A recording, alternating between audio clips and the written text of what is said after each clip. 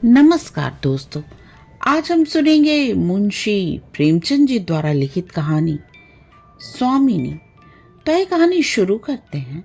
शिवदास ने भंडारे की कुंजी अपनी बहू राम प्यारी के सामने फेंक कर अपनी बूढ़ी आंखों में आंसू भरकर कहा, बहू, आज से गृहस्थी की देखभाल तुम्हारे ऊपर है। मेरा सुख भगवान से नहीं देखा गया, नहीं तो क्या जवान बेटे को यूं छीन लेते। उसका काम करने वाला तो कोई चाहिए। एक हल तोड़ दूं तो गुजारा न होगा।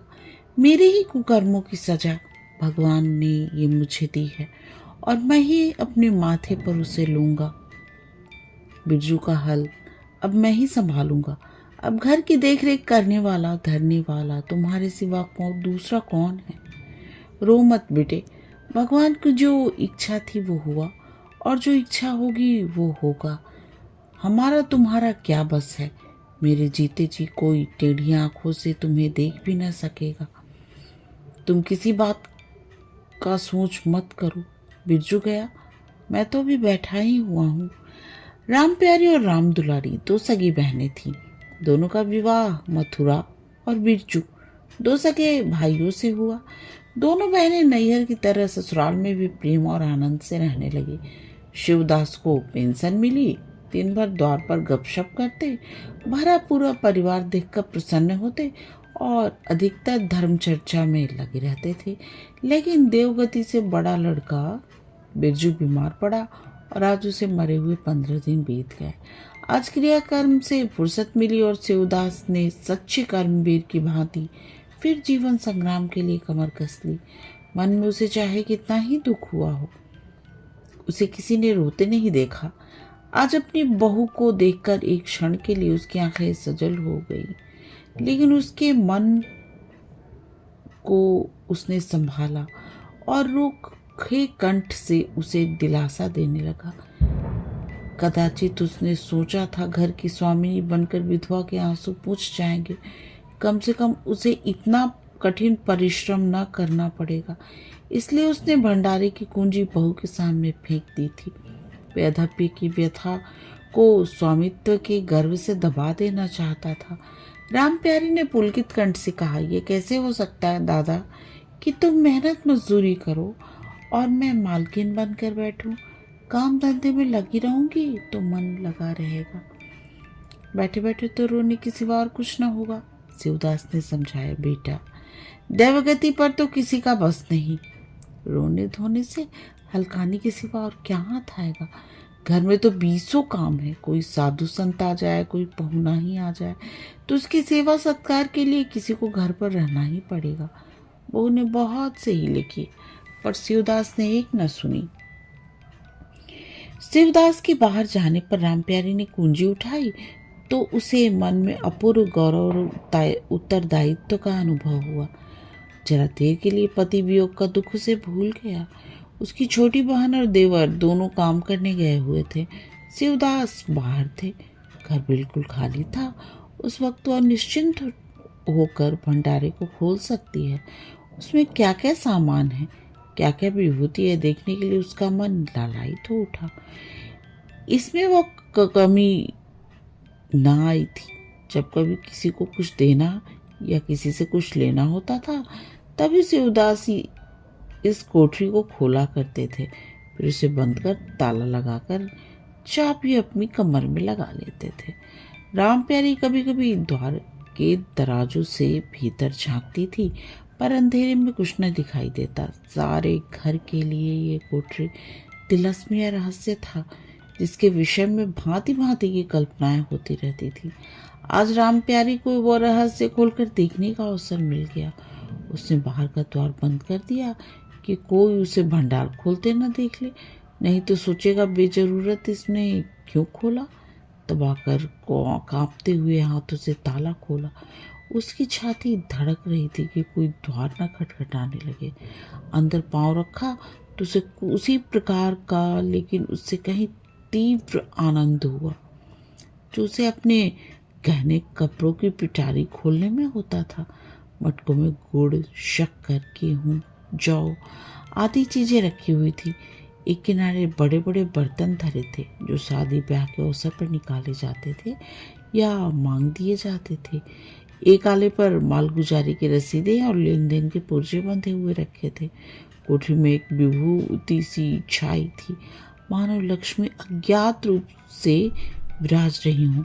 उस विभूति की छाया में राम प्यारी आधे घंटे तक बैठी अपनी आत्मा को तृप्त करती रही। प्रतिक्षण उसके हृदय पर ममत्व का नशा सा छाता जा रहा था। जब वह उस कोठरी से निकली तो उसके मन के संस्कार बदल गए थे, मानो किसी ने उस पर मंत्र डाल दिया हो। उसी समय द्वार पर किसी ने आवाज दी। उसने तुरंत भंडारे का द्वार बंद किया और जाकर सदर दरवाजा खोल दिया। देखा तो पड़ोसी झुनिया खड़ी है और 1 रुपया उधार मांग रही है। राम प्यारी ने रुखाई से कहा, अभी तो 1 पैसा घर में नहीं है जीजी, क्रियाकर्म में सब खर्च हो गया। झुनिया चकरा गई। चौधरी के घर में इस समय 1 रुपया भी नहीं है, ये विश्वास करने की बात न थी। जिसके यहाँ सैकड़ों का लेन देन होता है वो सब कुछ क्रियाकर्म खर्च नहीं कर सकता। अगर शिवदास ने बहाना किया होता तो उसे आश्चर्य न होता। राम प्यारी तो अपने सरल स्वभाव के लिए गांव में मशहूर थी। अक्सर देवदास की आंखें बचाकर पड़ोसियों को इच्छित वस्तुएं दे दिया करती थी। अभी कल ही उसने जानकी को शेर भर दूध दिया, यहाँ तक कि अपने गहने तक मांगे दे देती थी। कृपन ने शिवदास के घर में ऐसी सखरच बहू का गांव में आने वाला सौभाग्य की बात समझते थे। झुनिया ने चकित होकर कहा, ऐसा न कहो जीजी, बड़ी गाढ़ में पढ़कर आई हूँ। नहीं, तुम जानती हो मेरी आदत ऐसी नहीं है। बाकी का 1 रुपया देना है। प्यादा द्वार खड़ा बकझक कर रहा है। रुपया दे दो तो किसी तरह ये विपत्ति टले। मैं आज से 8वें दिन आकर दे जाऊंगी। गांव में और कौन कौन है जहां मांगने जाऊं? राम प्यारी टस से मस न हुई। उसके जाते ही राम प्यारी सांझ के लिए रसोई पानी का इंतजाम करने लगी। पहले चावल दाल बीनना पहाड़ लगता था और रसोई में जाना तो सूली पर चढ़ने से कम न था। कुछ देर दोनों बहनों में झाँव झाँव होती, तब शिवदास आकर कहते, क्या आज रसोई न बनेगी? तो 2 में से 1 उठती और मोटे मोटे टिक्कर लगाकर रख देती, मानो बैलों का रातिब हो। आज प्यारी तन मन से रसोई के प्रबंध में लगी हुई है। वह अब घर की स्वामिनी है। तब उसने बाहर निकलकर देखा कि इतना कूड़ा करकट पड़ा हुआ है।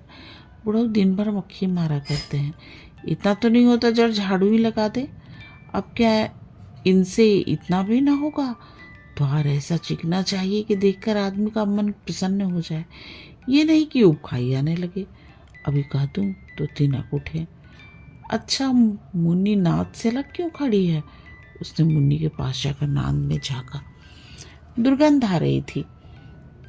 ठीक मालूम होता है महीनों से पानी ही नहीं बदला गया। इस तरह तो गाय रह चुकी, अपना पेट भर लिया, छुट्टी हुई, और किसी से क्या मतलब। हाँ, दूध सबको अच्छा लगता है। दादा द्वार पर खड़े चिलम पी रहे हैं, वो भी 3 कौड़ी का। खाने को 1.5 सेर, काम करते नानी मरती है। आ जाता है तो पूछती हूँ, नाद में पानी क्यों नहीं बदला। रहना हो रहे या जाए, आदमी बहुत मिलेंगे। चारों ओर तो लोग मारे मारे फिर रहे हैं। आखिर उससे न रहा गया, घड़ा उठाकर पानी लाने चली। शिवदास ने पूछा, पानी का क्या होगा बहू? इसमें पानी भरा हुआ है। प्यारी ने कहा, नाद का पानी सड़ गया है। मुन्नी भूसे में मुंह नहीं डालती, देखते नहीं हो कोस भर पर खड़ी है। शिवदास मार्मिक भाव से मुस्कुराए और आकर बहू के हाथ से घड़ा ले लिया। कई महीने बीत गए। प्यारी के अधिकार में आते ही उस घर में जैसे वसंत आ गया। भीतर बाहर जहां देखिए किसी निपुण प्रबंधक के हस्त कौशल, सुविचार और सुरुचि के चिन्ह दिखते थे। प्यारी ने गृह मंत्री की ऐसी चाबी कस दी कि सभी पुर्जे ठीक ठाक चलने लगे। भोजन पहले से अच्छा मिलता और समय पर मिलता, दूध अच्छा होता और घी ज़्यादा होता और काम ज़्यादा होता है। प्यारी न खुद विश्राम लेती न दूसरे को विश्राम लेने देती। घर में कुछ ऐसी बरकत आ गई कि जो चीज मांगो घर में ही निकल जाती। आदमी से लेकर जानवर तक सभी स्वस्थ दिखाई देते। अब वो पहले किसी दशा नहीं है कि कोई चिथड़े लपेटे घूम रहा है, किसी को गहने की धुन सवार है। हाँ, अगर कोई कारण चिंतित तथा मलिन वेश में है तो वो प्यारी है, फिर भी सारा घर उससे चलता है। यहाँ तक कि बूढ़े से उदास भी कभी कभी उसकी बदगोई करते हैं। किसी को पहर रात रहे उठना अच्छा नहीं लगता। मेहनत से सभी जी चुराते हैं, फिर भी यह सब मानते हैं कि प्यारी न हो तो घर का काम न चले। और तो और दोनों बहनों में भी अब उतना अपनापन नहीं। प्रातःकाल का समय था। दुलारी ने हाथों के कड़े लाकर प्यारी के सामने पटक दिए और भन्नाई हुई बोली, लेकर इसे भी भंडारे में बंद कर दे। प्यारी ने कड़े उठाए और कोमल स्वर में कह तो दिया, हाथ में रुपए आने दे, बनवा दूंगी। अभी ऐसा घिस नहीं गया है, आज ही उतार कर फेंक दिया जाए। दुलारी लड़ने को तैयार होकर आई थी। बोली, तेरे हाथ में काहे को कभी रुपए आएंगे और काहे को कड़े बनेंगे? जोड़ तोड़ रखने में मजा आता है ना। प्यारी ने हंसकर कहा, जोड़ तोड़ रखती हूँ तो तेरे लिए भी मेरे कोई और बैठा हुआ है। मैं सबसे ज्यादा खा पहर लेती हूँ तो अनंत कब का टूट पड़ा है। दुलारी, तुम न खाओगे न पहनोगे, जस तो पाती हो। यहाँ खाने पहनने के सिवा और क्या है? मैं तुम्हारा हिसाब किताब नहीं जानती। मेरे कड़े आज बनने को भेज दो। प्यारी ने सरल विनोद भाव से कहा, रुपए न हो तो कहाँ से लाऊं? दुलारी ने उदंडता के साथ कहा, मुझे इससे कोई मतलब नहीं, मैं तो कड़े चाहती हूँ। इस तरह घर के सब आदमी अपने अपने अवसर पर प्यारी को दो चार खरी खोटी सुना जाते थे और वह गरीब सबकी धौंस हंसकर सुनती थी। स्वामिनी का ये धर्म ही है, सबकी धौंस सुन ले और करे वही जिससे घर का कल्याण हो। स्वामित्व के कवच पर धौंस, तानी, धमकी किसी का असर न होता। उसकी स्वामिनी की कल्पना इन आघातों से और भी स्वस्थ होती थी। वह गृहस्थी की संचालिका है। सभी अपने अपने दुख उसी के सामने रोते हैं, पर जो कुछ वह करती है वही होता है। इतना उसे प्रसन्न करने के लिए काफी था। गांव में प्यारी की सराहना होती थी। अभी उम्र ही क्या है, लेकिन घर सारे घर को संभाले हुए। चाहती तो सगाई करके चैन से रहती। इस घर के पीछे अपने को मिटाए देती है।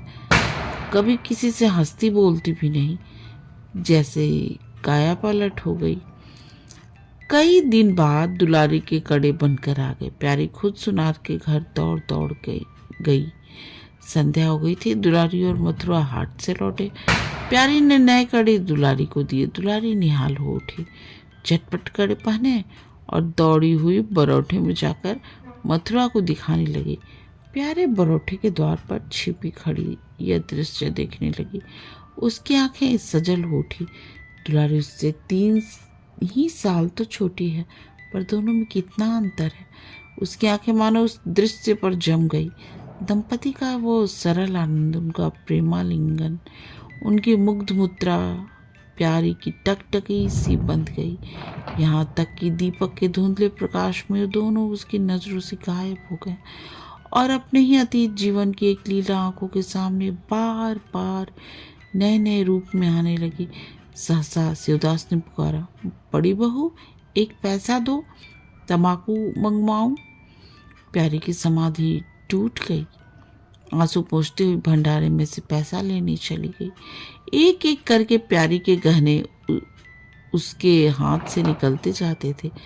वो चाहती थी मेरा घर गांव में सबसे संपन्न समझा जाए और इस महत्वाकांक्षा का मूल्य देना पड़ा था। कभी घर की मुरम्मत के लिए और कभी बैलों की नई जोड़ी खरीदने के लिए, कभी नातेदारों के व्यवहार के लिए, कभी बीमारों की दवा दारू के लिए। रुपए की जरूरत पड़ती रहती थी और जब बहुत कतर विरोध करने पर भी काम न चलता तो अपनी हाथ की कोई न कोई चीज निकाल देती और चीज एक बार हाथ से निकलकर फिर न लौटती थी। वो चाहती थी इनमें से कितने ही खर्चों को टाल जाती, पर जहाँ इज्जत की बात आ जाती वो दिल खोल कर खर्च करती। अगर हाथ में हेठी हो गई तो क्या बात रही, लोग उसी का नाम तो धरेंगे। दुलारी के पास भी गहने थे, दो एक चीजें मथुरा के पास भी थी, लेकिन प्यारी उनकी चीजें न छूटी। उसके खाने पहनने के दिन है, वे इस जंजाल में क्यों फंसे। दुलारी को लड़का हुआ तो प्यारी ने धूम से जन्मोत्सव मनाने का प्रस्ताव किया। शिवदास ने विरोध किया, क्या फायदा, जब भगवान की दया से सगाई ब्याह के दिन आएंगे तो धूमधाम कर लेना। प्यारी ने हौसला से भरा दिल भला कैसे मानता। बोली, कैसी बात करते हो दादा, पहला ठेठ लड़कों के लिए भी धूमधाम न हुई तो कब होगी। मन तो नहीं मानता, फिर दुनिया क्या कहेगी, नाम बड़े दर्शन थोड़े। मैं तुमसे कुछ नहीं मांगती, अपना सारा इंतजाम कर लूंगी, गहनों के माथे जाएगी और क्या। शिवदास ने चिंतित होकर कहा, इस तरह एक दिन एक धागा भी न बचेगा। कितना समझाया बेटा, भाई भौजाई किसी के नहीं होते, अपने पास दो चीजें रहेंगी तो सब मुंह जोहेंगे, नहीं तो कोई सीधी बात भी न करेगा। प्यारी ने ऐसा मुंह बनाया मानो वह ऐसी बूढ़ी बातें बहुत सुन चुकी है, और बोली, अपने हैं वे भी न पूछे तो भी अपने ही रहते हैं। मेरा धर्म मेरे साथ है, उनका धर्म उनके साथ। मर जाऊंगी तो क्या छाती पर लाद कर ले जाऊंगी। धूमधाम से जन्मोत्सव मनाया गया। बरही के दिन सारी बिरादरी का भोज हुआ, लोग खा पी कर चले गए और प्यारी दिन भर की थकी मांदी आंगन में एक टाट का टुकड़ा बिछाकर कमर सीधी करने लगी। लाभ आंखें झपक गई। मथुरा उसी वक्त घर में आया। नवजात पुत्र को देखने के लिए उसका चित्त व्याकुल हो रहा था। दुलारी सौरगृह से निकल चुकी थी, गर्भावस्था में उसकी देह छिन्न हो गई थी, मुंह भी उतर गया था, पर आज स्वस्थता की लालिमा मुख पर छाई हुई थी। मातृत्व के गर्व और आनंद में आंखों में संजीवनी सी भर गई थी। शौहर के संयम और पौष्टिक भोजन ने देह को चिकना कर दिया था।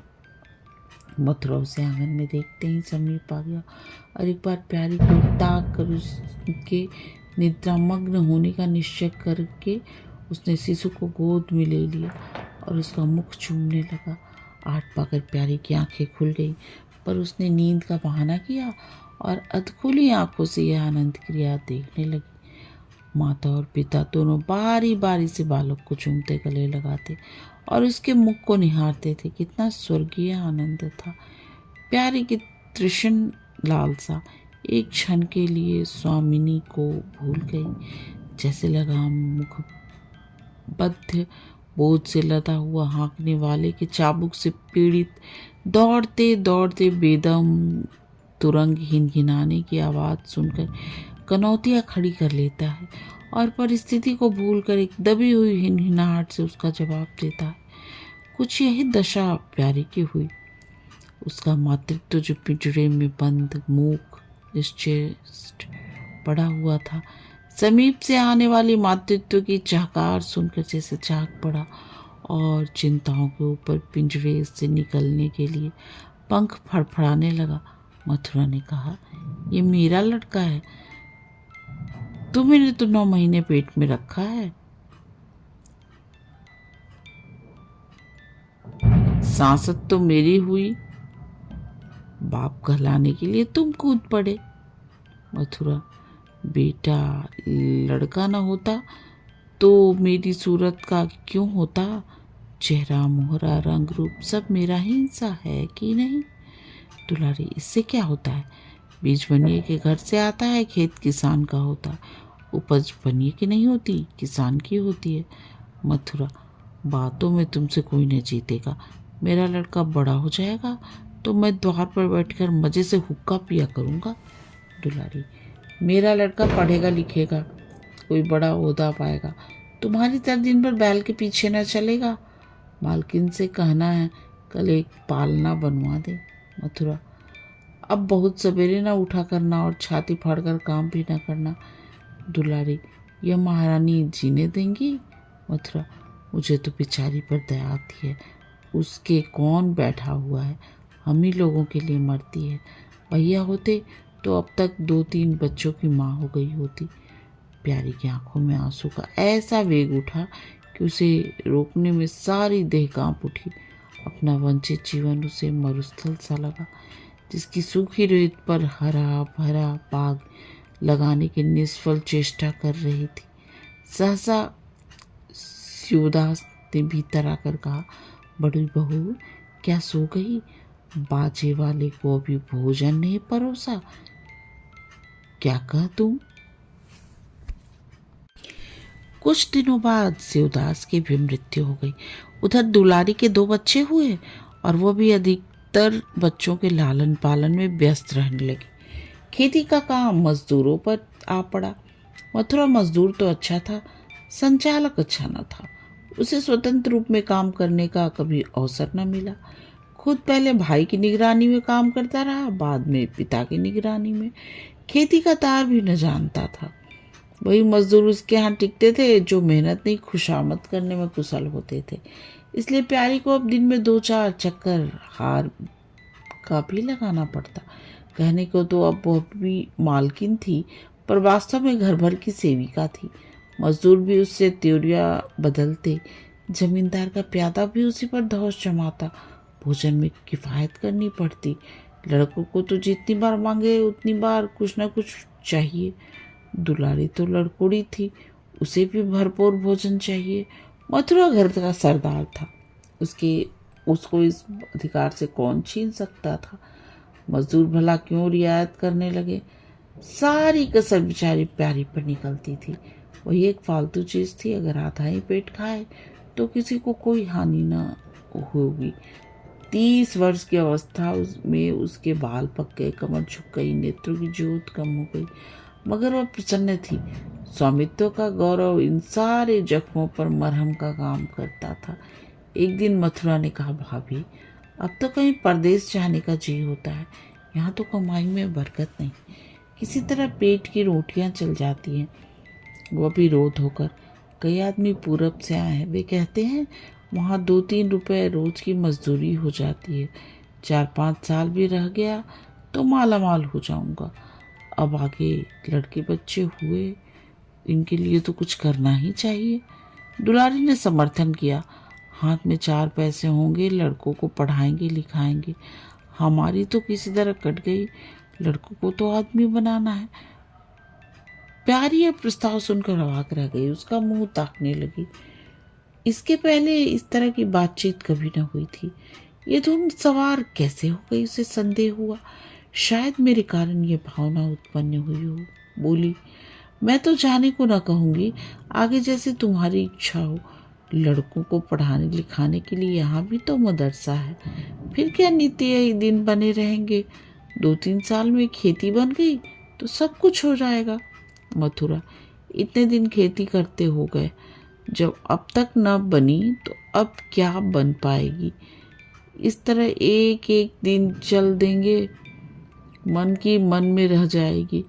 फिर अब पोखर भी तो थक रहा है, यहाँ खेती कौन संभालेगा?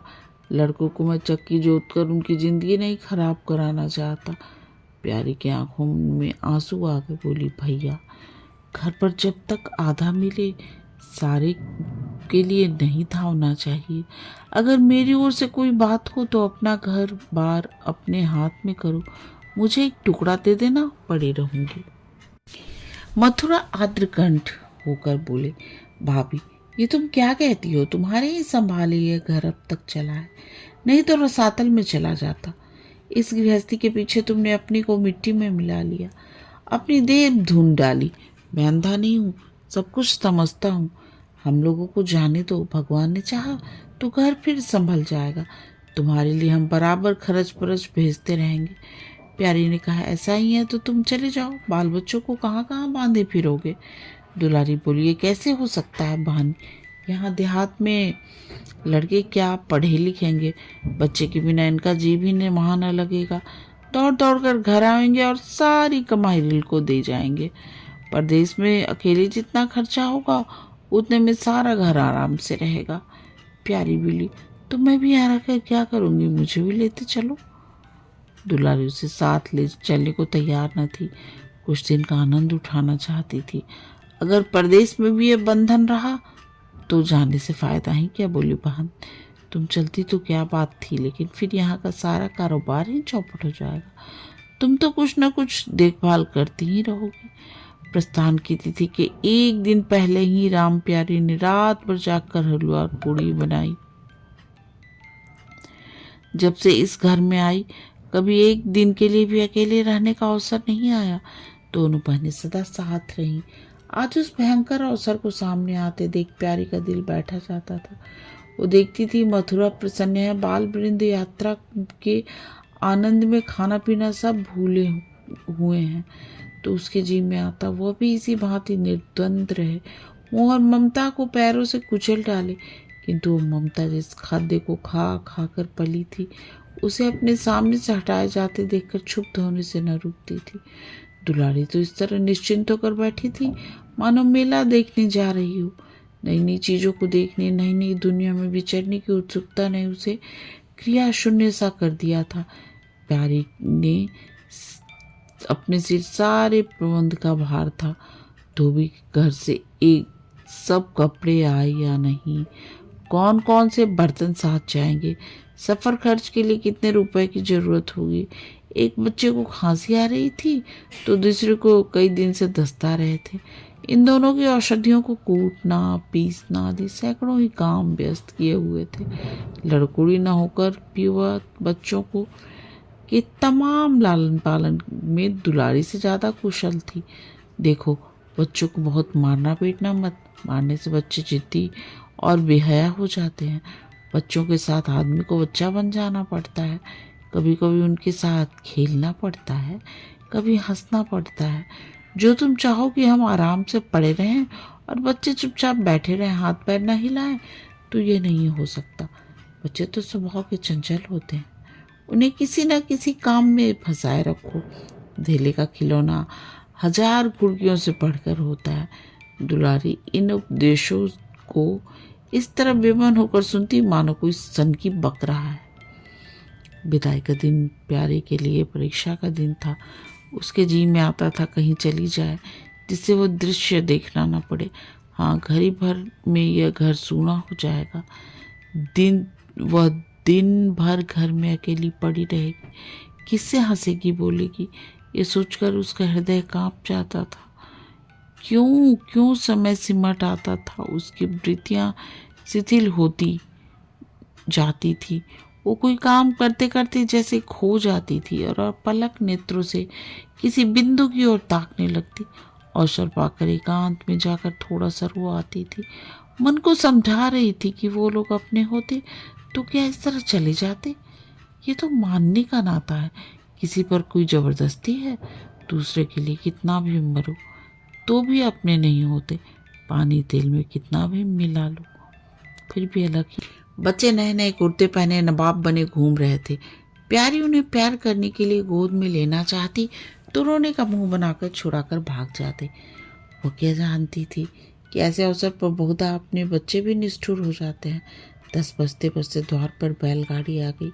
लड़के पहले ही से उस पर जा बैठे। गांव के कितने स्त्री पुरुष मिलने आए। प्यारी को इस समय उनका आना बुरा लग रहा था और दुलारी से थोड़ी देर एकांत में गले मिलकर रोना चाहती थी।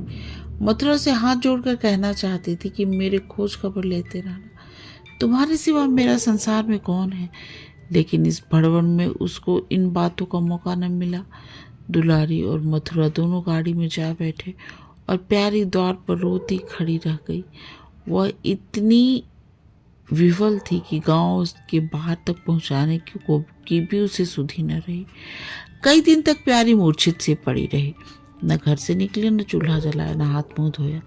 उसका हलवा हाथों को बार बार आकर कहता, मालकिन उठो, मुंह हाथ धो, कुछ खाओ पियो। कब तक इस तरह पड़ी रहोगी। इस तरह की तसल्ली गांव की और स्त्रियां भी देती, पर उसकी तसल्ली में एक प्रकार की ईर्ष्या का भाव छिपा हुआ जान पड़ता था। जोखू के स्वर में सच्ची सहानुभूति झलकती थी। जोखू काम चोर, बातूनी और नशेबाज था। प्यारी उसे बराबर डांटती रहती थी। 2-1 बार उसे निकाल भी चुकी थी, पर मथुरा के आग्रह से फिर रख लिया था। आज भी जोखू की सहानुभूति भरी बातें सुनकर प्यारी झुंझलाती, वो काम करने क्यों नहीं जाता, यहाँ मेरे पीछे क्यों पड़ा हुआ है। मगर उसे झिड़क देने को जीना चाहता था। उसे समय सहानुभूति की भूख थी। फल कांटेदार वृक्ष से मिले तो क्या उन्हें छोड़ दिया जाता है। धीरे धीरे छोम का वेग कम हुआ। जीवन के व्यापार होने लगे। अब खेती का सारा भार प्यारी पर था। लोगों ने सलाह दी, एक हल तोड़ दो और खेतों को उठा दो, पर प्यारी का गर्व यूं ढोल उठाकर अपनी पराजय स्वीकार न कर सकता था। सारे काम पूर्ववत चलने लगे। उधर मथुरा ने चिट्ठी पत्री न भेजने से अपनी उसके अभिमान को और भी उत्तेजना मिली। वो समझता है मैं उसके आश्रय बैठी हूँ, यहाँ उसको भी खिलाने का दावा रखती हूँ। उसकी चिट्ठी भेजने से मुझे कोई निधि न मिल जाती। उसे अगर मेरी चिंता नहीं तो मैं भी कब उसकी परवाह करती हूँ। घर में तो वह विशेष कोई काम रहा नहीं। प्यारी सारे दिन खेती बाड़ी के कामों में लगी रहती। खरबूजे बोए थे, वो खूब फले और खूब बिके। पहले सारा दूध घर में खर्च हो जाता था, अब बिकने लगा। प्यारी की मनोवृत्तियों में भी एक विशेष विचित्र परिवर्तन आ गया। वो अब रंगीन साफ सुथरे कपड़े पहनती, मांग चोंटी की ओर से भी उतनी उदासीन न थी। आभूषणों में भी रुचि हुई। रुपये हाथ में आते ही उसने अपनी गिरवी गहने छुड़ाए और भोजन भी संयम से करने लगी। सागर पहले खेतों को सींचकर खुद खाली हो जाता था, अब निकासी की नालियां बंद हो गई थीं। सागर में पानी जमा होने लगा और अब हल्की हल्की लहरें भी थी, खिले हुए कमल भी थे। एक दिन जोखू हार से लौटा तो अंधेरा हो गया था। प्यारी ने पूछा, अब तक वहाँ क्या करता रहा? जोखू ने कहा, 4 क्यारियां बच रही थी। मैंने सोचा 10 मोट और खींच दूं, कल का झंझट कौन रखे। जोखू अब कुछ दिनों से काम में मन लगाने लगा था। जब वह मालिक उसके सिर पर सवार रहते थे, वो हारे बहाने करता था। अब सब कुछ उसके हाथ में था। प्यारी सारे दिन हार में थोड़ी ही रह सकती थी, इसलिए अब उसकी जिम्मेदारी आ गई थी। प्यारी ने लोटे का मुंह पानी रखते हुए कहा, अच्छा हाथ मुंह धो ले। और आदमी जान देखकर काम करता, हाय हाय करने से कुछ नहीं होता। खेत आज न होते कल होते, क्या जल्दी थी। जोखू ने समझा प्यारी बिगड़ रही है। उसने तो अपनी समझ से कारगुजारी की थी और समझा था तारीफ होगी। यहाँ आलोचना हुई। चिटकर बोला, मालकिन तुम दाहिने बाएं दोनों ओर चलती हो, जो बात नहीं समझती हो उसमें क्यों कूदती हो। कल के लिए तो ऊंचवा के खेत पड़े सूख रहे हैं, आज बड़ी मुश्किल से कुआं खाली हुआ। सवेरे में पहुंचता तो कोई और आकर न छेक लेता, फिर 8वारे तक राह देखनी पड़ती, तब तक तो सारी ऊख विदा हो जाती। प्यारी उसकी सरलता पर हंसकर बोली, अरे तो मैं तुझे कुछ कह थोड़ी रही हूँ पागल। मैं तो कहती हूँ जान रखकर काम कर, कहीं बीमार पड़ गया तो लेने के देने पड़ जाएंगे। जोखू, कौन बीमार पड़ जाएगा? मैं 20 साल में कभी सिर पर इतना भार होने के बाद भी सिर तक नहीं दुखा। आगे भी कि मैं नहीं जानता, कहूँ तो रात भर काम करता रहूं। प्यारी, मैं क्या जानूँ तुम्हें अंतरे दिन बैठे रहते थे और पूछा जाता था तो कहते थे ज्वर आ गया था, पेट में दर्द था। जो कुछ छिपता को बोला, वो बातें जब थी जब मालिक लोग चाहते थे कि इसे पीस डालें। अब तो जानता हूँ मेरे ही माथे है, मैं ना करूँगा तो सब चौपट हो जाएगा। प्यारी, मैं क्या देखभाल नहीं करती? जो कोई तुम बहुत करोगी, 2 बेर चली आओगी, सारे दिन तुम वहाँ बैठी नहीं रह सकती। प्यारी उसके निष्कपट व्यवहार से मुग्ध हो गई, बोली, तो पूरी रात गए चूल्हा जलाओगे, कोई सगाई वगाई क्यों नहीं कर लेते? जोखू ने मुंह देते हुए कहा, तुम भी क्या कहती हो मालकिन, अपने पेट भरने को तो होता नहीं, सगाई कर लूं, 1.25 सेर खाता हूँ, 1 जून पूरा, 1.25 सेर 2 जून के तो 2 सेर हो जाएंगे। प्यारी, अच्छा आज मेरी रसोई में खाऊं, देखो कितना खाते हो। जोखी ने पुलकित होकर कहा, नहीं मालकिन, तुम बनाते बनाते थक जाओगी। हाँ, आधा सेर के 2 रोटी बनाकर खिला दो तो खाएं। मैं तो यही करता हूँ, बस आटा सान कर 2 रोटी बनाता हूँ और उपले पर सेक लेता हूँ। कभी मठे से, कभी नमक से, कभी प्याज से खा लेता हूँ और खाकर पड़ जाता हूँ। प्यारी, तो तुम्हें आज पका कर खिलाऊंगी। जोकू, तब तो सारी रात खाते ही बीत जाएगी। प्यारी, पको मत, चटपटा कर बैठ जाओ। जोकू, जरा बैलों को पानी सानी दे आऊं तो बैठता हूँ। जोकू और प्यारी में ठनी हुई थी। प्यारी ने कहा, मैं कहती हूँ धान रोपने की कोई ज़रूरत नहीं। झड़ी लग जाए तो खेत डूब जाए, बरखा बंद हो जाए तो खेत सूख जाए। ज्वार बाजरा सना अरहर सब तो है, धान न सही। जोखू ने अपने विशाल कंधे पर फावड़ा रखते हुए कहा, जो सबका होगा तो मेरा भी होगा, सबका डूब जाएगा तो मेरा भी डूब जाएगा। मैं क्यों किसी से पीछे रहूं? बाबा के ज़माने में 5 बीघा से कम नहीं रोपा जाता था। बिरजू भैया ने उसमें 1-2 जीने और बढ़ा दिए। मथुरा ने भी थोड़ा बहुत हर साल रोपा। तो मैं क्या सबसे गया बीता हूँ जो 5 बीघे भी ना लगाऊंगा? तब घर में 2 जवान काम करने वाले थे। मैं अकेला उन दोनों के बराबर खाता हूँ, दोनों के बराबर काम क्यों ना करूँगा? चल झूठा कहीं का। कहते थे 2 सेर खाता हूँ, 4 सेर खाता हूँ, आधा सेर में रह गए। एक दिन तौलो तब मालूम हो तौला है बड़े खाने वाले। मैं कह देती हूँ धान न रोपो, मजूर मिलेंगे नहीं, अकेले हलकान होना पड़ेगा। तुम्हारी बला से मैं ही हलकान होऊंगा ना, ये देख किस दिन काम आएगी। प्यारी ने उसके कंधे पर से फावड़ा ले लिया और बोली, तुम पहर रात से पहर रात तक ताल में रहोगे, अकेले मेरा जी उबेगा। जोखू को जी उबने का अनुभव न था। कोई काम न हो तो आदमी पढ़कर सो रहे। जी क्यों उबे? बोला, जी उबे तो सो रहना, मैं घर रहूँगा तब तो और जी उबेगा। मैं खाली बैठता हूँ तो बार बार खाने की सोचती है। बातों में देर हो रही है और बादल घिरे आते हैं। प्यारी ने हार कर कहा, अच्छा कल से जाना, आज बैठो। जोखू ने मानो बंधन में पड़कर कहा, अच्छा बैठ गया, कहो क्या कहती हो? प्यारी ने विनोद करते हुए कहा, कहना क्या है, मैं तुमसे पूछती हूँ अपनी सगाई क्यों नहीं कर लेते? अकेले मरते हो तब 1 से 2 हो जाओगे। जोखू शर्माते हुए बोला, तुमने फिर यही बेबात की बात छेड़ दी मालकिन। किससे सगाई कर लूँ? यहाँ ऐसी महरिया लेकर क्या करूँगा जो कहने के लिए मेरी जान खाती रहे? प्यारी, यह तो तुमने बड़ी कड़ी शर्त लगाई। ऐसी औरत कहीं मिलेगी जो गहने भी ना चाहे? जोखू, मैं थोड़ी कहता हूँ कि वो गहने ना चाहे, हाँ मेरी जान न खाए। तुमने तो कभी गहने के लिए हठ न किया, बल्कि अपने सारे गहने दूसरे के ऊपर लगा दिए। प्यारी के कपोलों पर हल्का सा रंग आ गया। बोली, अच्छा और क्या चाहते हो? जोखू, मैं कहने लगूंगा तो बिगड़ जाओगी। प्यारी की आंखों में लज्जा की एक रेखा नजर आई। बोली, बिगड़ने की बात कहोगे तो जरूर बिगड़ूंगी। जोखू, मैं न कहूँगा। प्यारी ने उसे पीछे क्यों ढकलते हुए कहा, कहोगे कैसे नहीं, मैं कहला के छोड़ूंगी। जोखू, मैं चाहता हूँ कि वो तुम्हारी तरह हो, ऐसी गंभीर हो, ऐसी ही बातचीत में चतुर हो, ऐसा ही अच्छा खाना पकाती हो, ऐसे ही किफ़ायती हो, ऐसे ही हंसमुख भी हो। बस ऐसी औरत मिलेगी तो करूँगा, नहीं तो इसी तरह पड़ा रहूँगा। प्यारी का मुख लज्जा से आरक्त हो गया। उसने पीछे हटकर कहा, तुम बड़े नटखट हो।